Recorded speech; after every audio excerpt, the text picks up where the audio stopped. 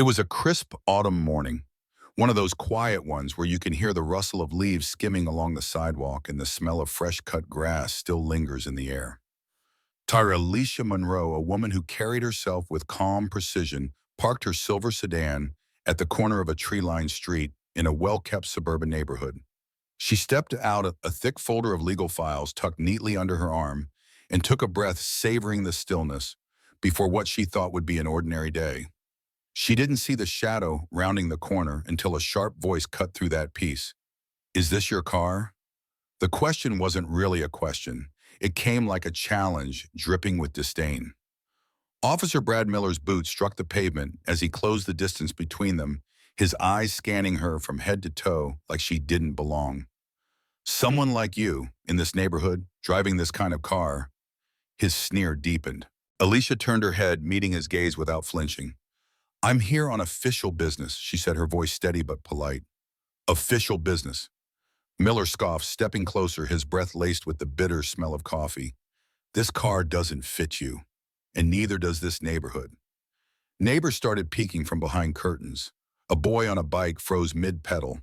Alicia stood tall, her file pressed against her chest, every muscle taut. She'd been through situations like this before. Silence was her shield, but Miller mistook it for weakness. "You think you're special, huh?" His voice rose. "Answer me." She didn't, and that's when his hand moved. Fast, sharp. The sound of his palm connecting with her cheek sliced through the morning air like a whip crack. Gasps echoed. Someone's phone clattered to the pavement. Alicia's head jerked to the side, her cheek burning, but she didn't stumble. Slowly, deliberately, she lifted her gaze back to his. She didn't shout, didn't cry. She just looked at him, calm, unshaken, and in that silence, his confidence faltered. A whisper rippled through the crowd. "That's Judge Monroe." Oh my God, he just hit a judge. Phones went up, recording from every angle. Miller blinked, the color draining from his face. He glanced around, noticing neighbors filming, recognizing her name. His hand twitched near his belt, as if to regain control, but nothing he said would erase what had just happened. Alicia turned her body slightly, her movements deliberate, measured. She bent down, picking up a stray paper that had slipped from her folder. Her silence said everything. The tension snapped when the low hum of a powerful engine echoed down the street. A black SUV with state judiciary plates rolled in sunlight, glinting off the emblem. The crowd parted instinctively. Doors opened, and out stepped Chief Justice Robert Ellison himself, a towering man in a dark suit whose very presence quieted the scene. Miller's jaw tightened. He straightened his belt, his breathing quick. Alicia gave Ellison a small nod, calm but firm, and his expression hardened as his gaze landed on the officer. "We will meet again at the precinct," Ellison said, his voice deep and deliberate. It wasn't loud, but it cut through the street like thunder. Miller stiffened. No words came out. Two security officers escorted Alicia to the SUV. Another took her keys and drove her car away. Phones tracked every step. The hush that followed was deafening. Inside the SUV, Alicia finally exhaled, her hands trembling slightly as she placed the folder on her lap. "Thank you," she murmured. Ellison shook his head. "I came for justice, not gratitude." "This isn't over, Alicia. This is going to open doors some people have tried hard to keep shut." She looked out the window at Miller, who now stood frozen in the middle of the street, surrounded by whispers and judgment. There was no satisfaction in her eyes, only a quiet understanding that this was the start of something much bigger than herself. Hours later, Miller sat in a dimly lit cafe downtown, his nerves frayed. He'd already made calls to friends in the department, scrambling for cover. A reporter he'd worked with before sat across from him, typing furiously on a laptop as Miller slid over a USB stick. "Put it out," Miller demanded. "Frame it like she resisted. I followed procedure." The reporter hesitated. "You sure you want this out there? People are saying she's a judge, and Ellison was there." "Just do it." Miller's voice was low-clipped. An hour later, an article went live. "Woman resists officer during routine check." A cropped video showed Alicia turning her body, her hand raised just enough to make it look like defiance. Comments trickled in, some believing it. Miller allowed himself a smug smile until his phone buzzed. The real video was everywhere. Uncut, crystal clear audio. Alicia's calm voice, "I haven't broken any law."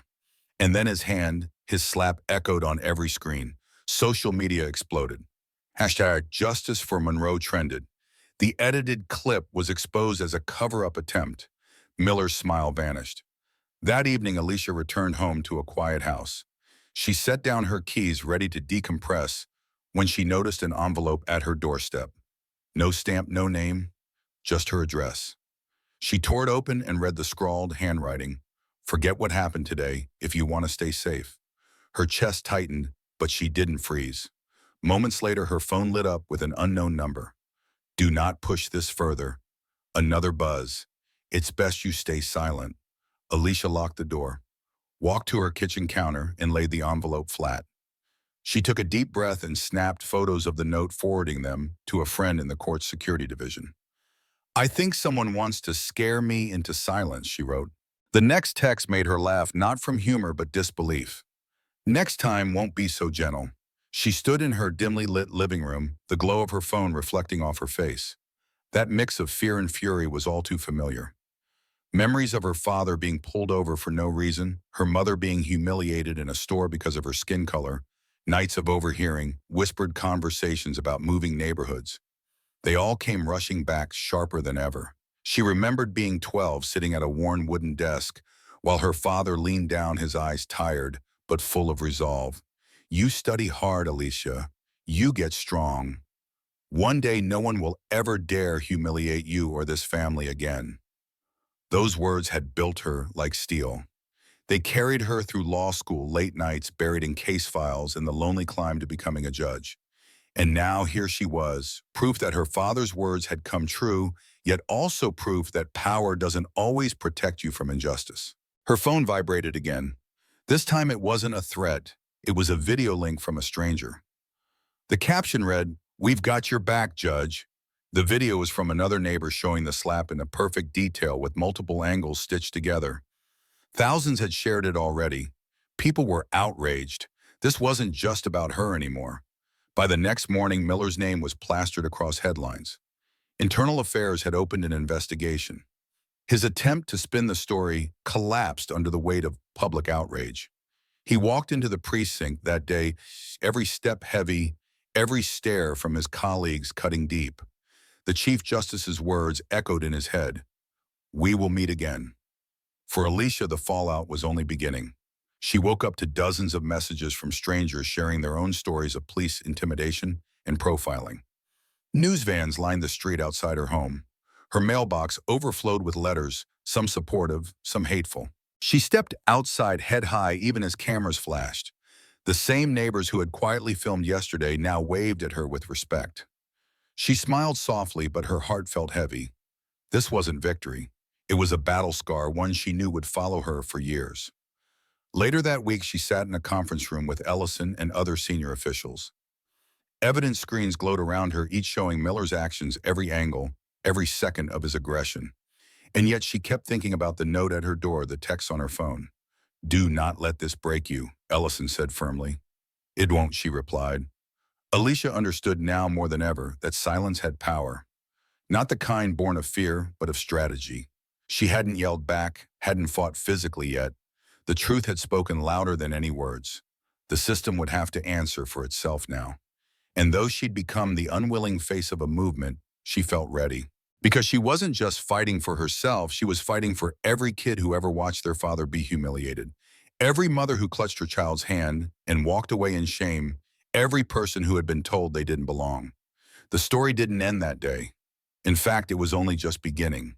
And maybe that's why I'm telling you this, because I want you to feel what it's like when justice isn't a headline but a heartbeat. So tell me, what do you think? Was silence her greatest weapon? Or should she have spoken up in that moment? Have you ever seen someone try to twist the truth and fail? Drop your thoughts in the comments, share the story. If you believe in accountability, and hit subscribe. If you want more stories that hold power to the same standard they demand from us.